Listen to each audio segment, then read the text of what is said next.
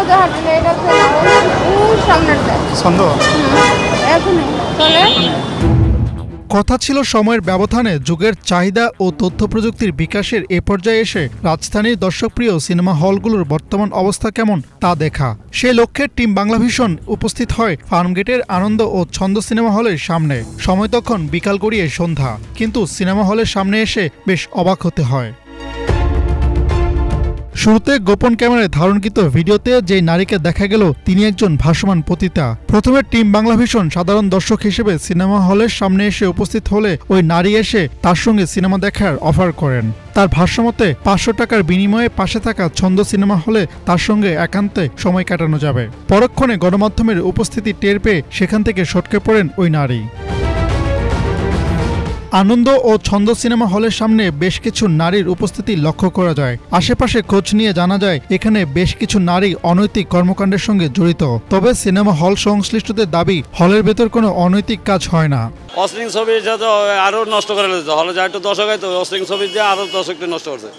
ভালো ছবি তো পাই না, আর বাজে ছবি দিয়ে আরো দর্শকের মন নষ্ট করে ফেলে। এখানে দেখি যে অনেক মেয়েরা দাঁড়িয়ে থাকে, তারা অনেক সময় অনেকদেরকে দেখি অফার করে সিনেমা হলে যাওয়ার জন্য। আসলে এখানে মেয়েরা এখানে অফার করে হলে ঢোকা নিষেধ, ডাইরেক্ট নিষেধ, ঠিক আছে। তারপরে এখান থেকে কই আর হোটেলে নিয়ে যায়, কিন্তু হলে ঢোকা নিষেধ আমার যতটুকু ধারণা। হোটেলে নিয়ে ওরা কি চিন্তা করে এরকম কিছু? অতটুকু তো আমার ধারণা নেই। এখানে তো অনেক মেয়েরা দাঁড়িয়ে থাকে। হ্যাঁ, এখানে অশ্লীল মেয়েরা প্রচুর আছে, প্রচুর। এই হলের কথা বললে না, বাইরে নিয়ে যায়, কিন্তু হলে ঢুকতে নিষেধ, একদম ডাইরেক্ট নিষেধ।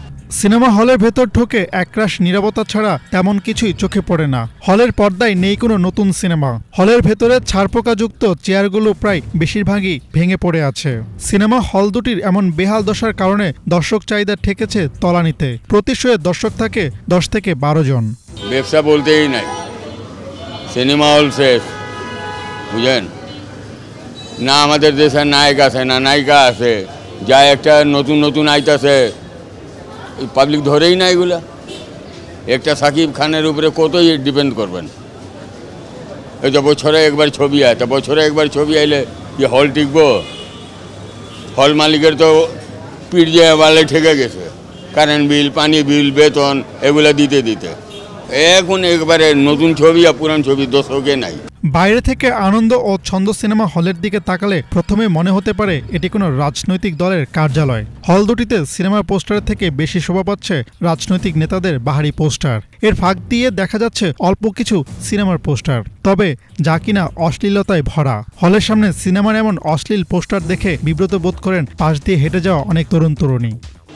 যদি ফ্যামিলির সাথে আসি, ধরেন বাবার সাথে যদি আসি, এরকম একটা পোস্টার সামনে যখন পড়ে তখন একটু, হ্যাঁ, এখানে যেগুলো সিনেমা সেগুলো থেকে বাচ্চাদেরও মন মানসিকতা বিকৃতি হয় যখন যে পোস্টার টানানো আছে।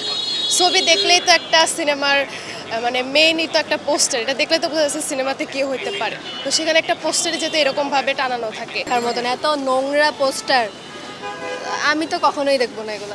এগুলা মানে দেখে একটু বিব্রত হয়। ছবি ভালো না, পোস্টারগুলা যেগুলো মানে খারাপ, অশ্লীলতা, এরকম বিব্রত মনে হয় আর কি।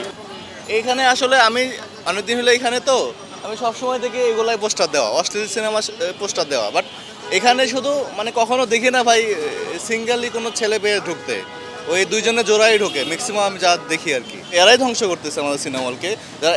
এই দৃশ্যটা দেখে কোনো ফ্যামিলি তো আসতে পারবে না ভাই সিনেমা দেখতে। তো এটাই হচ্ছে ধ্বংসের মূল কারণ। ছবির মান উন্নত হয়েছে, কিন্তু এই ধরনের পোস্টার যেখানে থাকবে, এখানে পরিবার তো দূরের কথা, একজন পুরুষ হিসেবে আমি নিজেই সংকোচবোধ করে এদিকে যেতে পারবো কিনা। আমাদের মনে হয় এই জায়গাটাতে প্রশাসনে একটু দৃষ্টি দেওয়া উচিত। আনন্দ ও ছন্দ সিনেমা হলে নেই চিরচেনা আনন্দ উল্লাস, হৈ হুল্লোড় কিংবা করুণ দৃশ্যে বেদনার নীরবতা। দেশের চলচ্চিত্র শিল্প কিছুটা ঘুরে দাঁড়ালেও রাজধানীর এই সিনেমা হল দুটি ভুগছে চরম অস্তিত্ব সংকটে। হাসনাত জুবায়ের, বাংলাভিশন, ঢাকা।